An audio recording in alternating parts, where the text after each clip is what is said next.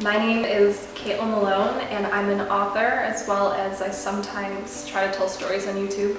I feel my most authentic self late at night when I'm in my room alone. And I put on a dress and my heels and I dance around my room with my music on.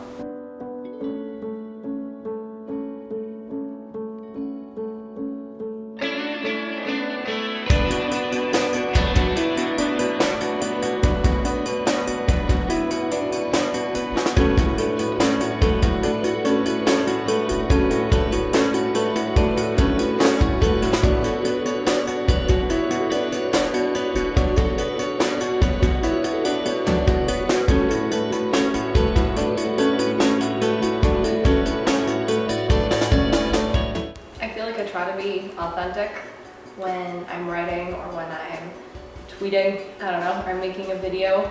I try not to have a filter so that I'm saying what I'm really meaning. I'm not scared to say something that's controversial. I feel like I say that stuff a lot. So if I feel a certain way, I'm gonna say it, whether other people agree with it or not. Because I feel like normally people are too scared to say it, so then they just go with the easy answer. But someone has to say it. I just always dressed the way that I wanted to dress or acted the way that I wanted to act despite what other people were doing.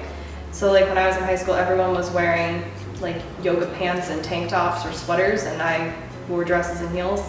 And not because I wanted to specifically look good, just because that's what I felt comfortable in. People filter themselves too much sometimes, and they try to put themselves in a box for what people think they should be, especially in this generation, which I made a video about. Maybe it's just because I haven't ever been like that. If I see something, I always question it first, is that something that's kind of authentic to me?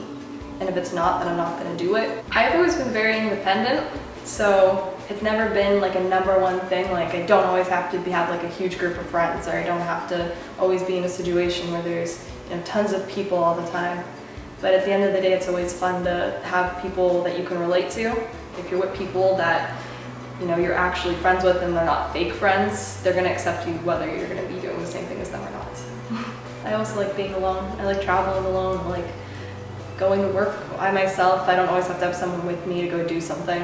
And I think people should also kind of be more independent. I think people are too reliant on things sometimes, like technology and other people. So I think what matters to me is probably the generic, being happy, but in the sense of in the end of the day, doing what you love and doing what you want to do.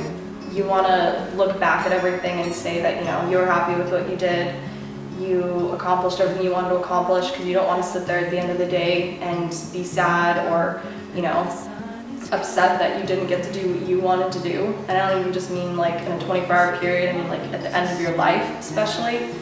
You want to look back and say that you did your best and you did everything you wanted to do and you didn't let other people kind of stop you.